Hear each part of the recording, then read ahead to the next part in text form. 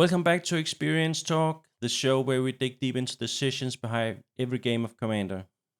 Today we're going to kick things off, first episode in our new series about game theory, where we're going to unpack choices and assumptions that shape how we play the game. Yeah, and we're starting with a juicy one. We are going to talk about interaction, removal, and board wipes. How much should we run? When should we use it? And do templates even make sense anymore? Yeah, we'll dive into theory crafting, timing, threat assessment, and challenge if Boardwipes is even necessary anymore. Is just play more removal good advice, or a shallow solution to a deeper problem? Let's find out.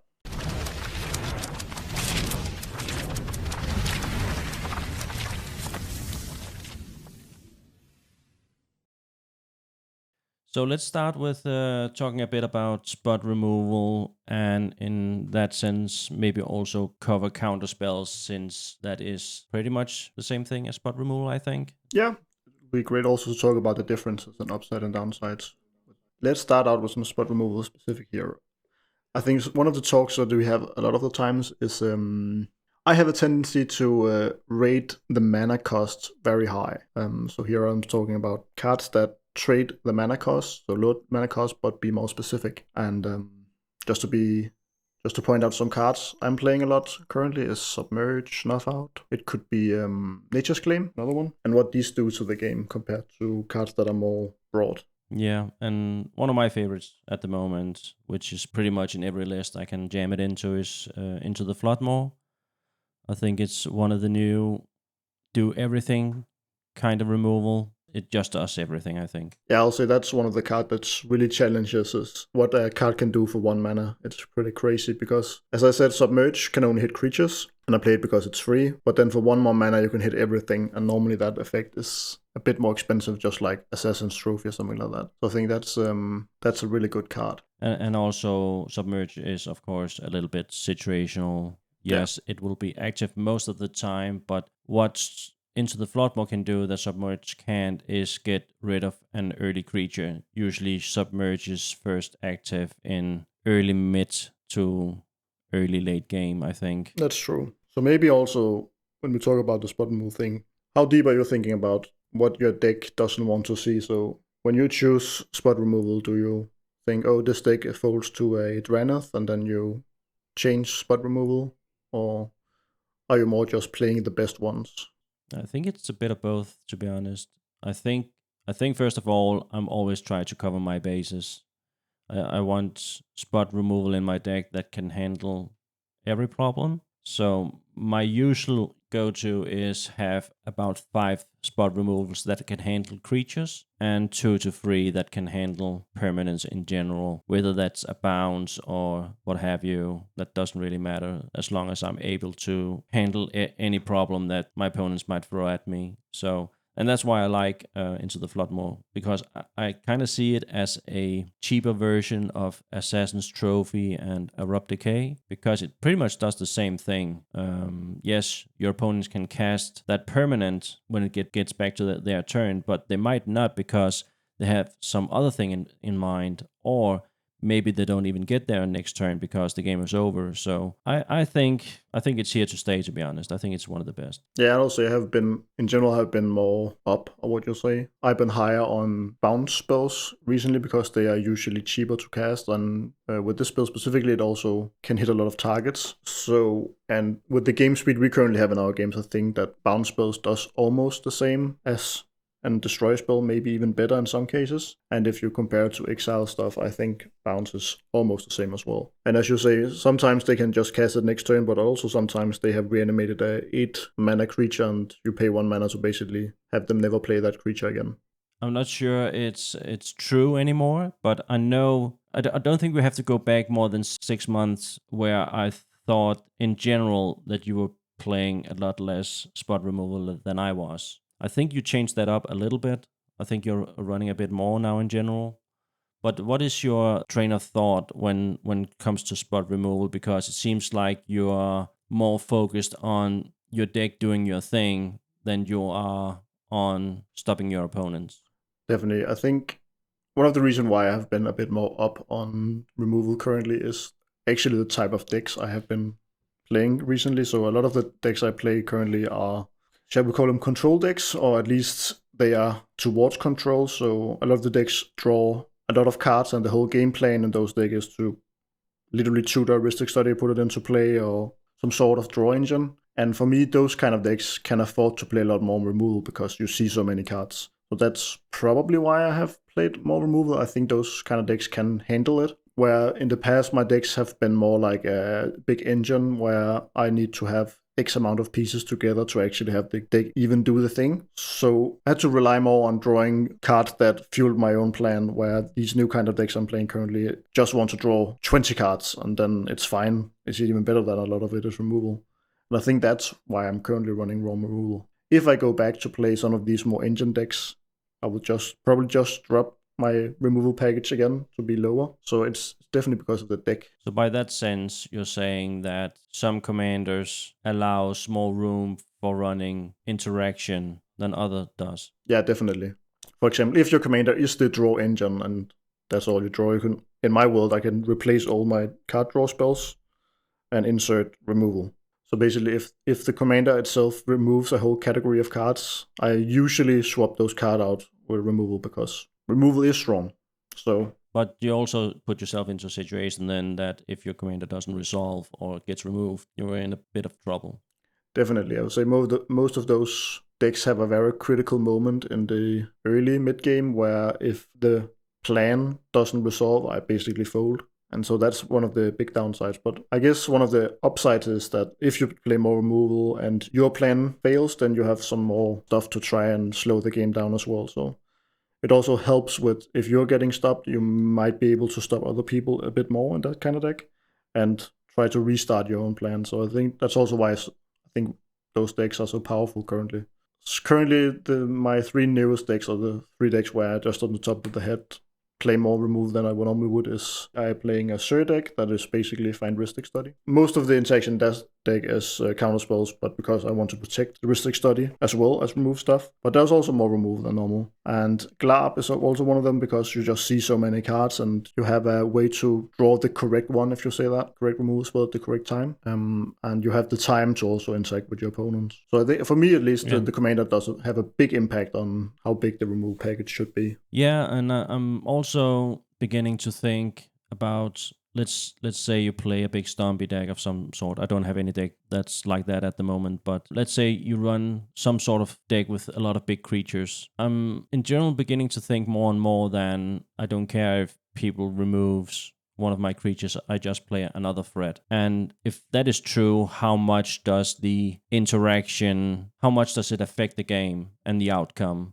Because if you have an opponent that just keeps playing threat into threat into threat, I mean, you're going to run out pretty soon from interaction. And by that point, I do feel like sometimes it's like banging your head against the wall. I've had games, I remember 2 or 3 weeks ago, where I said I felt like it was my job to police the table all evening. And I really had a lot of good removals. But at the end, when the games was over, I didn't feel like I impacted the game at all. And now it was on the expense of myself having tried to even win the game because I've sort of put myself into that position where I felt like I had to keep mana up to interact with my opponents. I agree, and that's why I really think that a 4-player game, I know everyone basically plays Commanders at this point, but a 4-player game is very different than a head-on-head or versus game because removing something isn't directly only helping you, it's also helping your opponents. So there's this fine line to where start removing things, and I think this is very apparent in some of our games where we see someone play stacks and people remove a stacks piece at the wrong time and basically just throw the game down the drain. But that's also why I think that basically timing of your removal or interaction is so important now. That's why at this point instant speed is probably just king. I think if it's a sorcery, it really needs to be powerful or do something very specific that you really want to do in that deck. Instant speed is so important also because most of the time it's only worth it to interact with your opponent when they're basically trying to win. And I do think that over the past 6 months, maybe all of 2025, I've seen or felt that interaction, how important it may be, seem to be less and less necessary, meaning that I would rather have a fewer amount of interaction, but be laser precise with when and how I use them. And I think that one of the things that has led to this is some of the decks I talked about, like the Sur deck that wants to draw 20 cards, or the Glab deck that does the same. I think a lot of our decks at this point is giant value machines that just in some ways feel unstoppable when you play against them. And the deck is built around not caring that your stuff is getting removed because you have already drawn 20 cards and rammed 7 mana. So congratulations, you removed my threat. I'll play 2 more threats on the next turn. So I think that's why removal has to be like it is now, that it has to be very pinpoint specific and basically timed correctly. Also because that your own deck probably does the same. It also can win out of nowhere in some sense with the correct cards. So it is just buying one turn is probably enough to win the game. So that's also why it's so important to do it at that time. And I think that's also why it's so hard now to value how important it is to interact with value pieces like cards like Ristic Study. Is it worth to counter that Ristic Study instead of counter some other thing, or removing the Ristic Study? Because if the person just plays a Consecrated Swings right after, was it really worth it? It's hard to say. But also there's your Sur deck, as you talked about, where that's the whole game plan. And by that extent, if people know your deck, yeah, it's probably worth it. But in general, and I was just about to say that it feels like it's more of a luxury to have the ability to remove an early Esper Sentinel or something like that. It's more. It feels more like a nice to than a need to be honest. Definitely. And I also think that that's where some of the mulliganing happens as well, because not only you can mulligan your own hand to interact if you know a specific kind of deck wants to do something very early and it basically impacts the whole game. Let's say you play against my Kefka deck and you have seen it go off on turn 2 every time, then you're very much likely to try and see a Strix Serenade in your hand or something like that can interact with it early. There is also that, but also the other way around, that if that's one of the things I do a lot, at least, is I try to see when other people mulligan.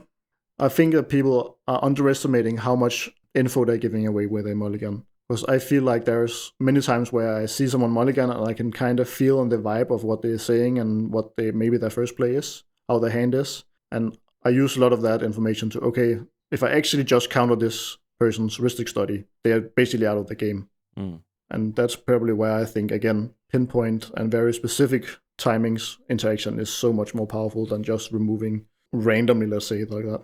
And of course, it is difficult because you tend to play a lot of low mana value commanders. You play Thrasios, you play Bellow. You haven't played it in a while, but you're also playing Sithis. Boardwipes. And when you play those decks, I do kind of get the feeling that early interruption when you cast it for the first time, either countering it with a Wash Away, a Strict Serenade, or maybe removing it before you can get some value out of it, is one of the best way to stop you. Yeah, I think it's a very interesting thing to talk about, because on one hand, when my commander is low CMC, it feels kind of bad because as some say, a lot of the guys in our playgroup say, it's 2 mana, you just play it again next turn. And that's true, but also when your commander is 2 mana, your whole deck is probably built around you having that commander in play, because he's 2 mana, so of course you have him in play. So a lot of the times it's pretty powerful to interact with low mana commanders because the deck is probably built around having it in play at all times.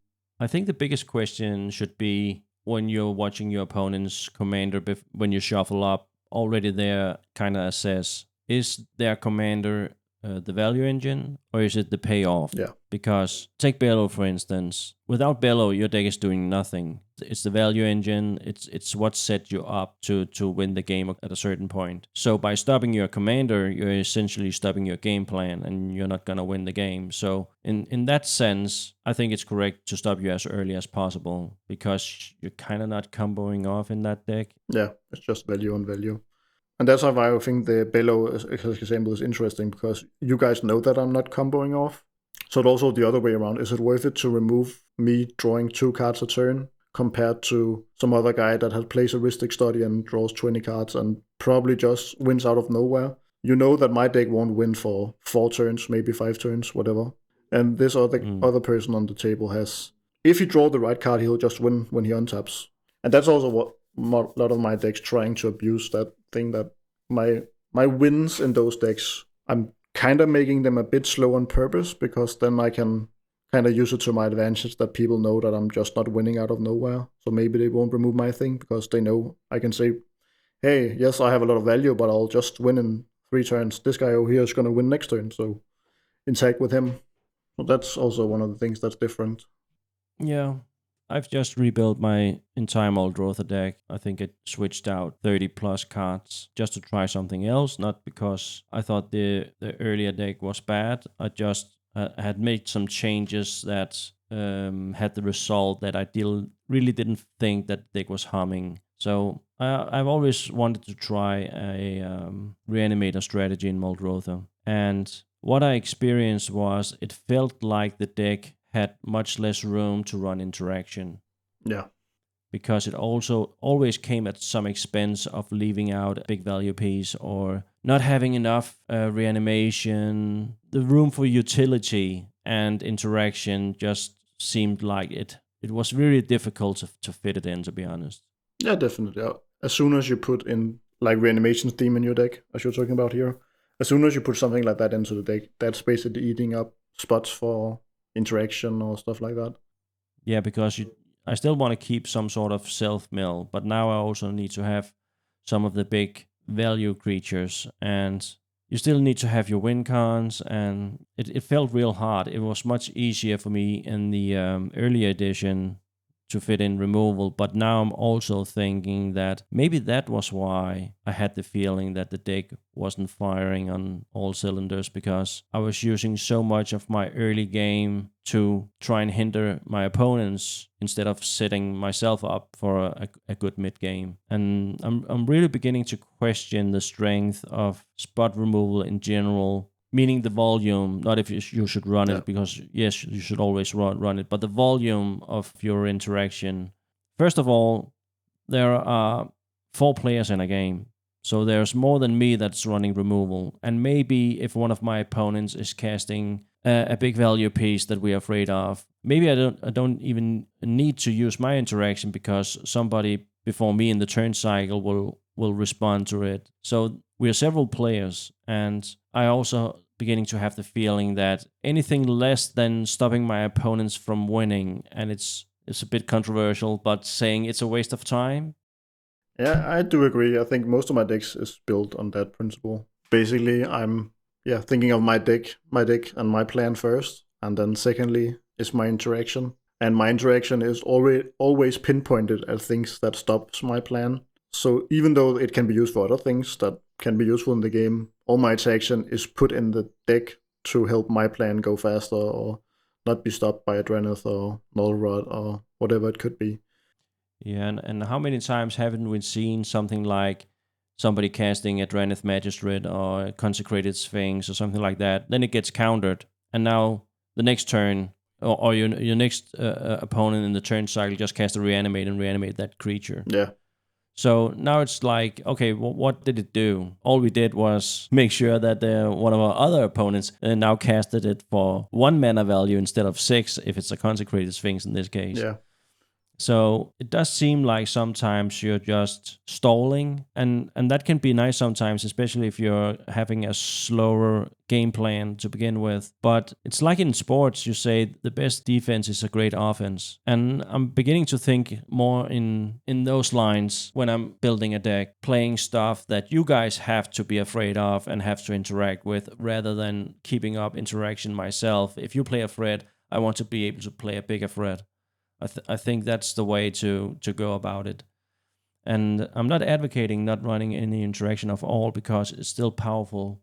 But I do think it has to be at the right moment in bracket 4. Definitely. To carry any weight. Yeah, and I think one of the things that has really enhanced this experience is also that, because the exact same train of thought you have there is what I have been thinking for a long time, and that has led to my decks increasing in speed and removal. And because my decks has been increasing in speed, other decks need to increase in speed, and then they need to remove removal. So it's kind of fulfilling its own loop here, and that's also why I think some of the, let's call them silver bullet cards, is so powerful currently in our meta, because Adrenith at the right time just stalls the game to a halt because people has just removed the interaction to increase the speed. So these random silver bullet cards that is very powerful just stops the whole table. But I do think that, yeah, at this point, basically, removal is for stopping your opponents winning. And the weird part is that you could go the other way, and I think we have talked about this a lot, is basically that, okay, you can be like a controlling deck, and train of thought here is that, okay, my deck is slower than everyone at the table, so how do I slow my opponents down?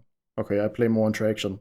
But the problem is when you play more interaction, your deck becomes even slower because you take out things that makes your deck faster and puts in things that makes it slower again. So now you have slowed down your deck even more to slow down your opponents. And that is the really interesting part of this game theory, I think, is if you pull out, let's say you run 10 spot removal in your deck. Yeah. If you take out 5, that is 5 cards you can put into your deck now that supports you winning. Yeah, exactly. But I know that the counter argument is that, but it's also what makes you stop your opponents from winning, running those extra 5 cards. And that's the balance, because I do think that in any given situations, both are true. But I think you have to think more about it in terms of, but what happens over the course of 1,000 games? Yeah. Which of these two options will win me more games? And I think that's, it kind of loops back to the whole thing about, for most of my removal is as low mana cost as possible, because I wanted to have the least amount of impact of my own game plan. So basically I'm trading worse removal in for a bit more speed for my deck. And yeah, sometimes I basically fold a game. I'm just like, no, okay, I can't win this game. And I don't know, I'm fine with that.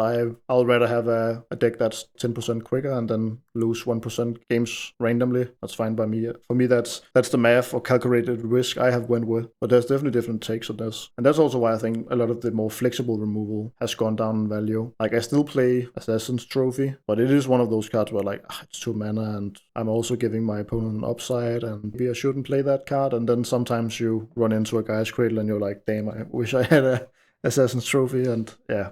But that's kind of the trap, I guess. Not only with interaction, but with all cards. When they feel great, you have a tendency to believe the card is good because you had a great experience with it. Especially if it leads to laughter or the table's having fun with some weird interaction. Yeah. But that doesn't mean the card is good. And also, it can mean the card is good, but it's still not worth running.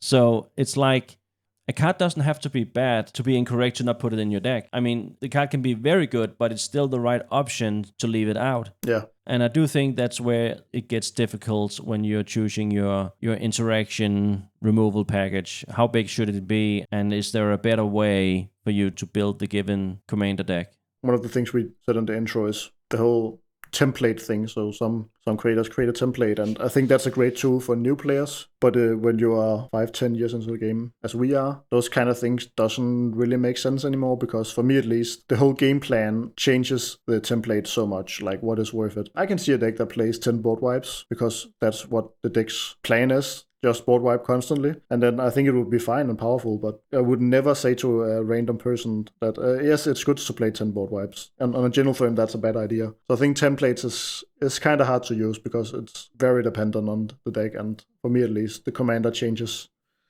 Yeah, regarding the template, I do think that it was true in my case that when I started playing, I was very much following what other people told me, you and the podcast I saw back then, because you have to start somewhere, and I don't think it's wrong per se to follow a template. I think it's a good reference to where a deck should be starting. But when you get past all that, it just feels like every time you build a commander, it's a unique experience, and the interaction package should reflect that in some way. Definitely. Of course, if you're a person that likes to build decks that would like to have the same amount of interaction in your deck because you feel it's a good balance, that's the right thing for you. But for me, let's take my Torsten deck, for example, where I built it around the Heir Apparent. My first edition of that deck, I didn't run any interaction at all because I wanted to try what it felt like to build a deck where it was just pedal to the metal, try and win first, and if your opponents can't stop me, I'm just winning the game very soon. And the feeling I got from testing that was, okay, zero interaction is not the way at all. I do need to have some sort of interaction because there were way too many silver bullets that just stopped me. I think one of the first game I played, you got an early Elish Norn out. Yeah. So now I couldn't play my rabbits at all. and I was just watching the game. So very quickly I found out, okay, no matter how fast of a deck you're running, 0 interaction can never be the right decision. So I put in some interaction, and I think I'm running 5 now in that deck. And that's still a bit on the low side, but I do feel that if I put more in, the deck is no longer doing what I want it to do. So that's the balance. Zero was wrong, but every time I try to push the envelope on how much interaction you should be running, I'm always end up with a feeling that I'm running too few in my deck, and that's is usually when it's below 5. But before I ran 10 to 12, and I think that's a bit too much. I think my sweet spot at the moment is around 7. Yeah. And those 7 interaction pieces will be used at a precise time to either stop big value plays or an opponent trying to combo and win the game. Yeah, I think 7 is actually, if we talk about a template, sitting here saying templates are bad and then we come up with a recommendation. But I think 7 is actually pretty... I think most of my decks is around that ballpark. And again, I said some decks varies because of game plan, but I think 7 is kind of where I'm aiming as well. And also that's because, I don't know, weird gut feeling, but maybe it's also because that when you have put in your 7 interaction pieces, the next one on the line is maybe not as powerful as the first 7, and you begin to wonder, okay, is it actually worth it to play one more, and it's a bit worse, and would I even... And yeah, so I think 7 is a great number. That's probably where I'm at as well. I also think that when you play in bracket 4 and you're reaching the end of the game, there's no worse feeling than top decking in an interaction spell, I think. No. It's sort of like, how will this help me win? Unless you're, of course, stuck beneath a Dranith Magistrate or something like that. But the more you run, the more you will draw them at specific times where you don't need them. So... And also on that whole thing, drawing it at the wrong time, is that some colors is also in a bit of a weird situation. Just like Torsten, you don't really tutor your interaction. It's kind of hard in that deck. So that also has an impact. Like, I could see that Celestia colors, for example, play the interaction that is more broad, maybe a bit more mana intensive, but a bit more broad, because it's kind of hard to tutor them. So when you find one of them, you want it to hit everything. Where if you play Dimir colors, you can really pinpoint to some specific removal because it's so easy to tutor it. And that's also why I think, at least in my decks where I play blue and black, I also have a tendency to play even less removal, because I know that my first tutor will probably be removal if that's what's needed. Or so I think in my Dimir decks, I'm playing 4 or 5 interaction pieces, if that. And most of the interaction, call it that, is counterspells, because it's protecting my own plan and really just trying to be ultra specific. And maybe I have had the thoughts many times, okay, maybe I should take out the worst removal spell and put in one more tutor, and that's the way forward. Yeah, I don't think that's a bad option. And yes, I think you're right that Celestia is suffering from not being able to go tutor for an interaction spell if that's what is needed. But I don't think, in my case with the Torsten deck, that I need to do that. I just like to have the option in my deck that I can remove Dranith Magistrate or an Elish Norn or something like that if I get into that situation. The feeling that I know that at least I can draw this spell off the top of my deck and then I'm back into the game is better than just having to sit and watch the game because you know you don't have any sort of solution for that. And people are not going to remove it. Your 2 other opponents it's like, we don't care. Yeah. Because we have a player that is pretty much out of the game. So even if it's somehow hurting them, it's hurting me a lot more. If they're going to remove it, they're going to remove it at a time where they can win the game. Yeah, makes a lot of sense. We talked a lot about interaction. We haven't talked as much about counterspells as removal. How do you think that factor in, and how do you decide if you're playing in enough colors where you can both choose great interaction and great counterspells? How do you choose your interaction package, and are you dividing them up between offensive spells and defensive spells? Are you piling them together, and if you do, is that pile any bigger? How do you do it?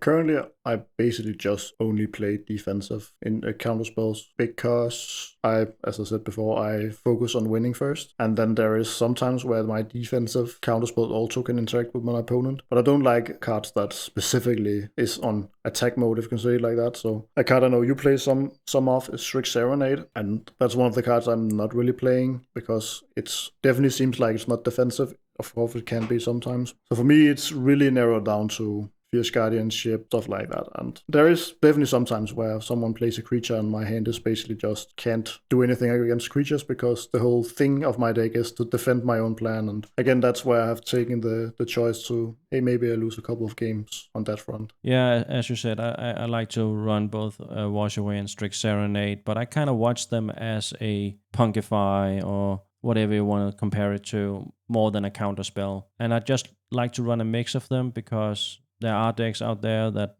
has really great enters the battlefield triggers. You just build your new Kefka deck, and before that, you're still running your Itali deck. You have your Evelyn deck. Yeah. There's a lot of decks where Punkify just don't work because the commander has already received the value. So when I put those into my decks, I kind of just seeing them as a Punkify. Yeah.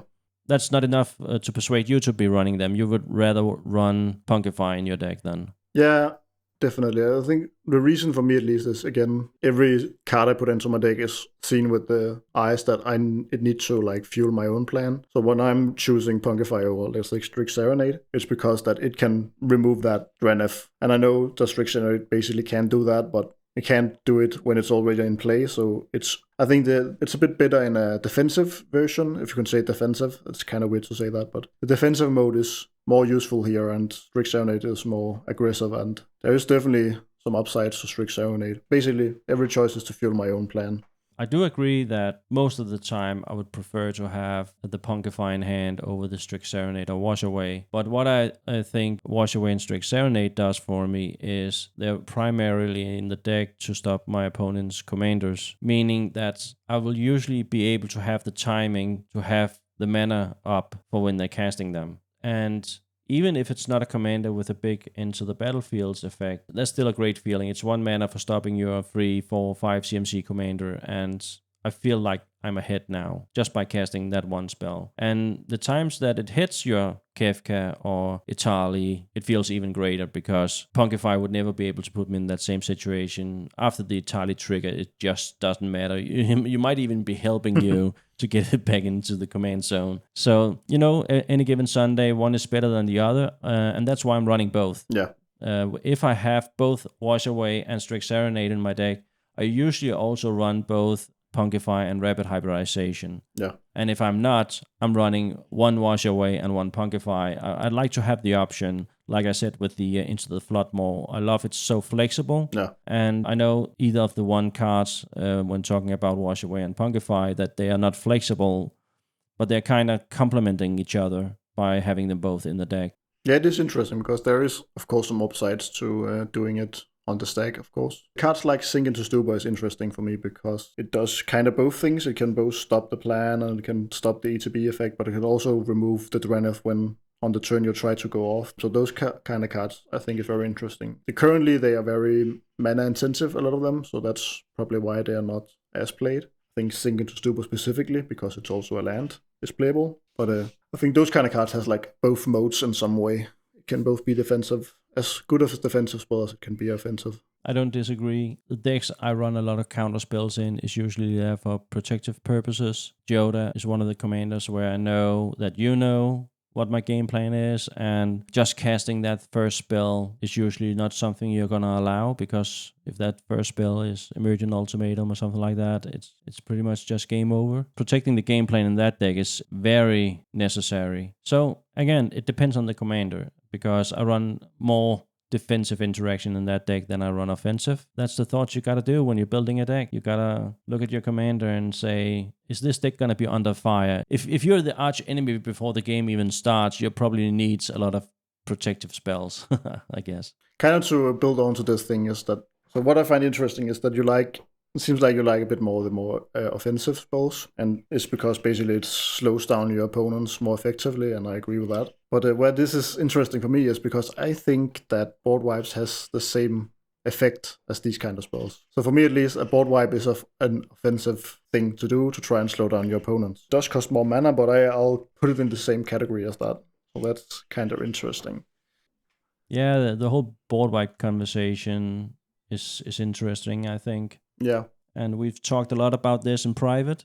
The use for Boardwipes in specific, are they even necessary? If so, why? Because you, as you said yourself earlier, you're a big advocate of instant speed, and if there's something Boardwipe usually is not, it's instant speed. So you cannot use them to stop your opponents from winning. You can only set them back in the build-up stage, and even then, you're effectively trying to remove their setup pieces. But if those are not creatures, how much of a dead card is it now? So yeah, and also it's probably set yourself back because hey, we're playing commander, so you'll probably have your commander in play as well, or you need to delay your own commander to use them. Yeah, let's set this up a bit because we're kind of on opposite sides of this. And in general, what we talked about in private is that I'm trying at the moment to run 0 board wipes in my decks, and that is why, that's because I don't feel like they're pulling their weight. First of all, the sorcery speed, so it doesn't help me to stop you from winning the game instant speed if you're popping off.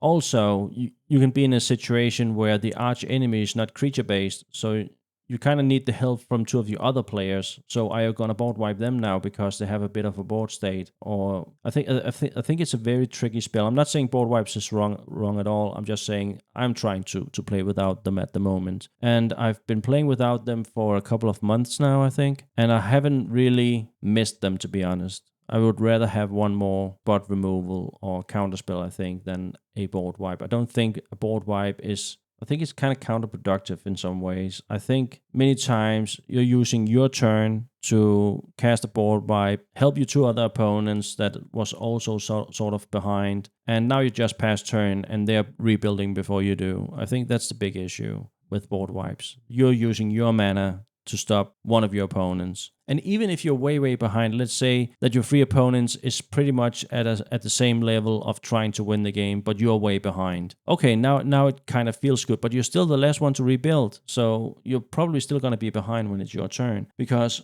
compared to lower brackets, we don't have a lot of turns to cast this board wipe and rebuilding, because the game is over by 7 to 8, something like that. So how much room do you have to casting board wipes? You will not get these situations where you can afford to cast a 4-mana board wipe and you still have 12 mana open. That's just not going to happen. Usually when we cast our board wipes, it's Toxic Deluge, it costs 3 mana, and you usually have 3 to 5 mana when you're casting it. So you might have 2 mana left over when you're done. And okay, maybe you can cast Baleful Strix or something like that. Then it's good. And of course, if you're in the... Magic Paradise, you can follow your Toxic Deluge up with a Dranith Magistrate or something like that. And yeah, okay, now it's Magical Christmas Land.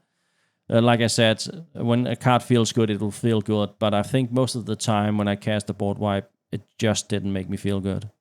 Yeah, interesting, because even though we are basically on the opposite side in some ways, that I agree actually with most of the points you're saying, and also that it doesn't feel good. I think most of the time when I play my board wipe, it doesn't feel good. I don't want to do it, but I see them being necessary in some points. So just to make it clear, I don't play like 20 board wipes in my decks. Most of the time I play, as you said, I play Toxic Deluge, maybe one other if there's one other that's specific or one-sided. Cyclonic Rift is still in some of my decks because it also wins the game sometimes, but that's a different story. So for me, at least, in decks that is heavy on tutors, I usually play a board wipe, and it's also because that I think, and this is maybe a bit opposite to some of my other talks, is that I feel like I have a lot of games where I run into the deck is just the board is so clogged up, so I will never win this game. And for some reason, in this specific instance, I have chosen to run something that stops that instead of just saying, okay, I'll lose this game, as I do with some of the other interaction. And in those cases where the board is clogged up and you feel like you're never going to win this game, you have to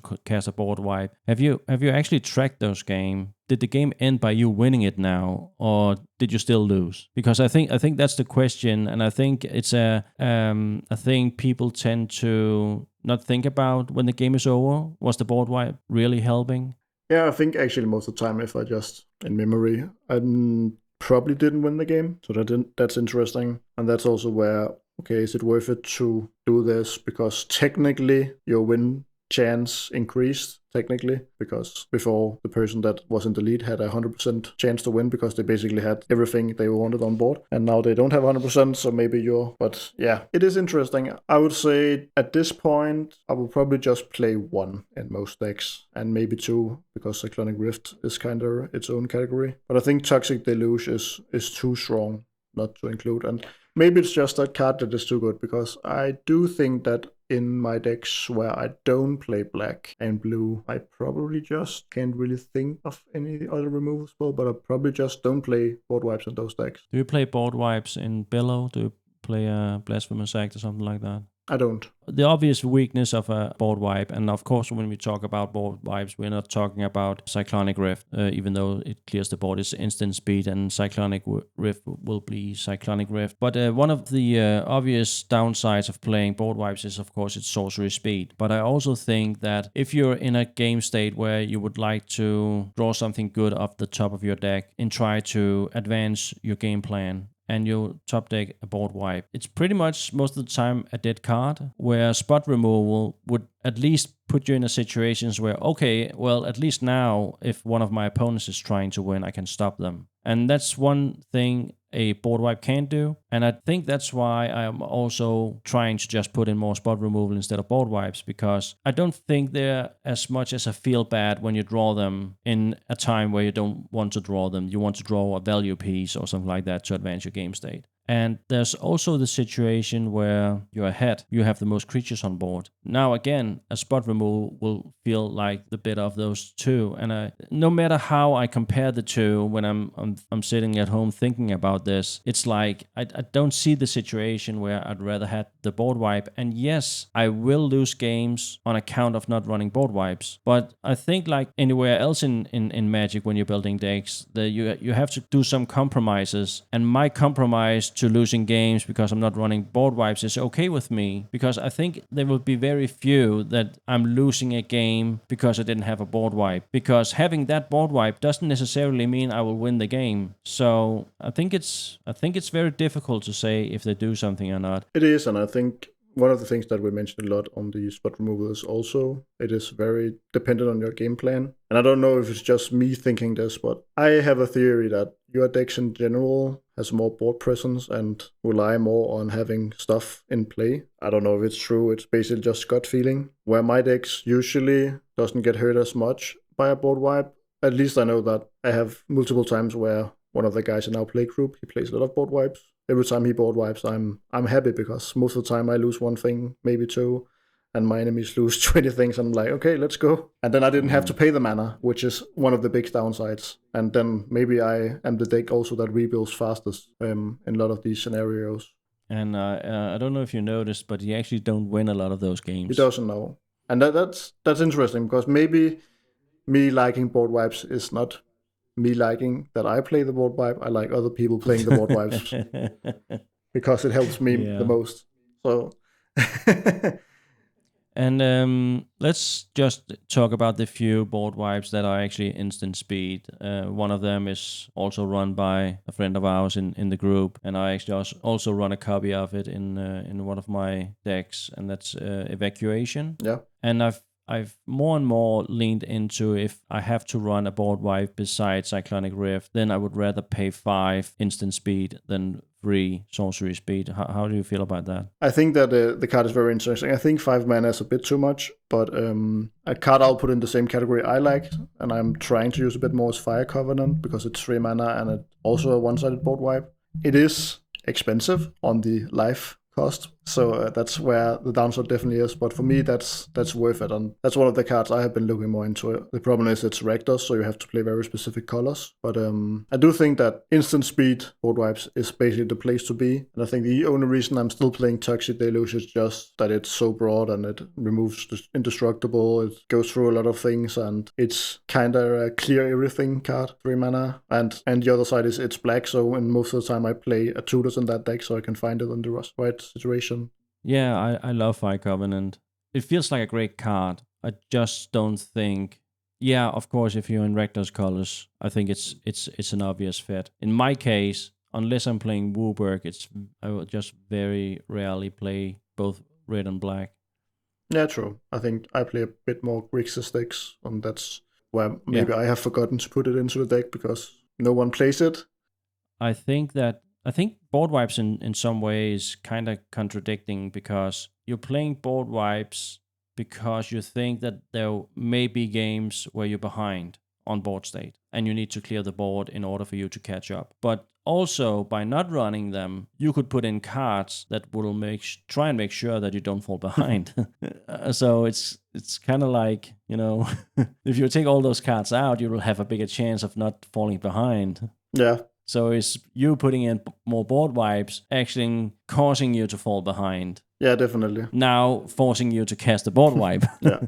So are you putting yourself in the situation is the question. Yeah, it's kind of interesting. We kind of have the opposite side on spot removal, where I have that take, and then on board wipes I have the opposite take. And I don't know why it is. I feel like for me that maybe it's when I mulligan against some decks. Let's say I play against your Torsten deck, and I feel like some decks just can't deal with that deck. So I have two options. I have to play a board wipe, or I have to win before your Torsten deck does. And that's probably where I have to get some of that bias of, okay, maybe I should still play board wipes, even though it's probably more correct just to try and win before that deck. But you're also in a situation against my Torsten deck where you kind of know the key pieces, and yes, the heir parents themselves can win the game, but usually they need help, whether it's card like Earthcraft or something like that. So there will be key pieces where you're able to hold up interaction, and without those key pieces, it's going to get difficult for me. If I don't get my Friction Altar or Earthcraft, something like that on the battlefield, it's going to be very hard for me to win. So that is also the option, not needing the board wipes, just having the Nature's Claim then. Nature's Claiming that Friction Altar and Earthcraft might just be good enough for me not to win as fast, and then you can swoop in and win before that.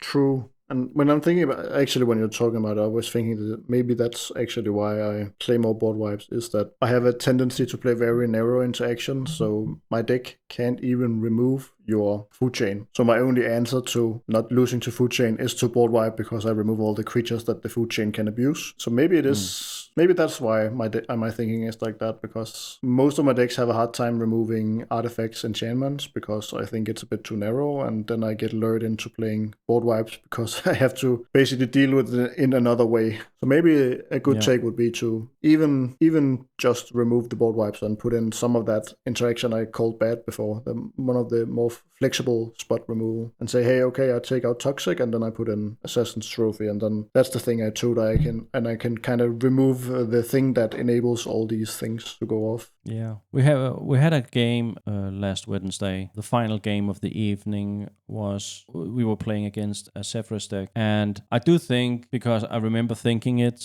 I also think we talked about it after the game, that game, okay, maybe a board wipe would have been great because there was just so many value pieces that were creatures and that's, like I say, that's kind of the point, I think, because in that situation I do feel like a board wipe would have solved the issue. But I was also kind of thinking on my way home in the car that, okay, so I'm going to put in board wipes now because of one situation over the last couple of months where I thought a board wipe will solve the issue. And then I was like, again, no, I don't think I will do so. I'll just like to lose again in that same situation then. I will make that choice and that compromise, losing in that situation instead of putting in what I at the moment consider to be a worse option than a spot removal. Also, I think a spot removal would have helped us in that situation as well. Probably would have. I don't think he would have won if we had just one spot removal that could remove one of his key pieces in a key moment. I tend to agree with you, actually. I think where I'm still a bit on the fence is that we don't see these decks as much anymore, and that's probably also why it feels good to take out the board wipes. But I feel like there is some decks where when I face them, if I don't have board wipes in my deck, I feel like I have already lost even before the game. I think Torsten is in that category for me, and Galta, that you played once upon a time, was also in that category where, okay, I could spot remove something, didn't matter, you just played 20 more things on your next turn. And Zephyrus is kind of in that group of things where, okay, I can remove one thing, but he just reanimates 20 things in a second. So I think there is like an archetype that is not very popular in our play group. But if there was a lot of those kind of decks, it will probably be more interesting to play board wipes. I do think that if you're at least in green, you will always run Beside You. And I do think if you look away from the channel effect and it being a land, Boseiju always does work, and it's very rarely because of the channel effect, and it's also a land. It's just because removing enchantment and artifacts is just value in itself. It always removes some sort of engine, value piece, or key part of the strategy, I think. I agree. So I do think that running a bit more flexibility in your decks will solve the I need to board wipe sort of situation. And I do recognize that it's a source object, meaning that it almost feels like on Magic if you're not playing board wipes. Yeah. So I think habits and templates and game philosophy in general is like telling you to put in board wipes. Yeah, probably. And maybe that's also some of the things where you said templates is leading to, oh, that's what you should do. Yeah.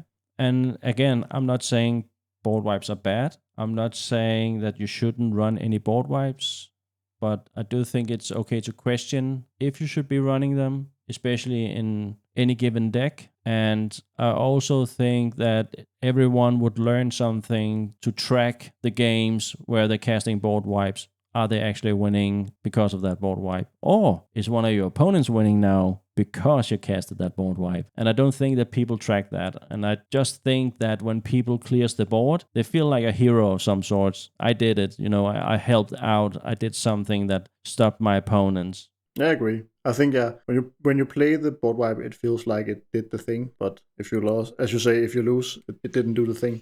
It didn't actually help, even though it felt like it. And the more you jam in there in sort of board wipes, the more dead draws you have in order to advance your own game state and your own game plan. Yeah. And again, of course, this is generically, in a generically sense, not if you have a board wipe strategy. Maybe the takeaway is just that, as we alluded to in the spot removal thing, that slowing down your opponents is not the way you win. It's kind of the same take here, because for me at least, board wipes, the reason to play them is to slow down your opponents, try and catch up. But again, it's probably better just to have more gas in your own deck and do the thing before they do their thing. I think we should end this episode with talking just a little bit about the different effects removal can have, especially bouncing, destroying, and exiling. If that matters, and if so, in how big of a degree does it matter? Yeah, that's a good idea. Also because I think that the answer to this is kind of different in bracket 4, especially compared to lower brackets. So for me at least, let's see if we have the same take here, that if, let's say all the cards cost the same mana and that wasn't the issue, then I think Exile is king, and then actually I have gotten to the conclusion that Bounce is probably better than Destroy. Yeah, I pretty much agree. To be honest, I haven't thought about it much. I've been playing Commander for 6-7 years now, and I don't think I've given that a lot of thought before 6 to 12 months ago. Started to thinking a bit more about this was when Into the Flood more entered the format, because I was like, how does this compare to Assassin's Trophy? And I having tried it out in many decks, I do think it feels better, and I do think it plays better. Yeah, I think so. I think that's one of the MVP cards. I think maybe it's also a product of, I don't know what to call it, maybe it's power creep, but also it could just be that our meta is getting faster and quicker. And in general, Bounce is cheaper than Destroy, and also cheaper than Exile. So that's also, of course, one of the reasons. But there is also the other thing that Bounce can also do so that people can reanimate their stuff and Eternal Witness it. Of course, that's also a thing, but it do have some other things, and especially if the bounce spells can bounce your own stuff, that might be useful in some things, and could also be that we see this a lot. I think that's a good example, that basically you bounce a Drannith Magistrate, you play your commander, and then on the next turn he plays the Drannith again, and that actually is very good for you, because now you have your commander in play, but your two other opponents can play their commanders again, and suddenly that's an upside. And usually when it's not your turn in Commander, you're kind of contemplating on what's your next turn, how is that going to play out, and then one of your things get bounced. So now it kind of resets the situation, because you have already kind of made up your mind what your turn was going to look like. But now it's like, do I replay the Ristic Study now because it got bounced to my hand, or do I keep with my original game plan and play something else out? and now you have to do one of the two. And I do think even when people play out that very same threat that just got bounced, that you tend to forget that, okay, but you set them back one turn because the board state hasn't changed. It looks exactly the same, and now they played that card and said pass turn. So yeah, you didn't remove it, but it costed them a whole turn, and I do think that is value in itself. Definitely. And I also think that's one of the reasons why we don't see a lot of the card that like transform a card. So basically elk makes something into an elk or something like that. Because I think that's very popular in lower brackets. Because hey, you can remove people's commanders permanently. That's great. And yes, sometimes it's great. It will work wonders, but most of the time those cards are more mana intensive and more restricted and slower and more specific. And as we talked about earlier, instant speed is king, and probably also, if you can, get it as flexible as possible, like Into the Floodmoor. Yeah.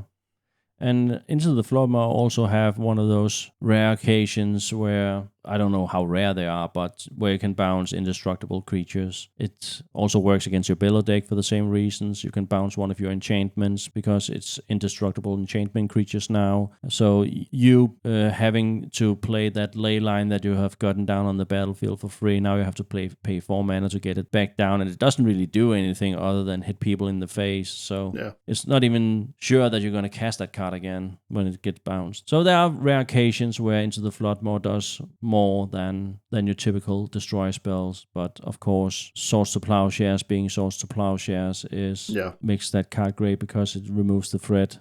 Yeah, I think it's definitely a question about speed as well. The faster the games, the better bounce becomes, because you can play it again, but doesn't matter if the game is over. Okay, and that was our takes on specifically removal in context of game theory. But thanks for watching this episode, and if you have some takes that challenges us, give them in the comments. We would very much like to hear from you if we're all wrong, all right, somewhere in between. And for our next episode on game theory, we will be covering ramp, specifically land ramp versus artifact ramp, creature ramp, rituals, all that stuff. So we will break that down in the next episode. Thanks for watching. Thanks for watching.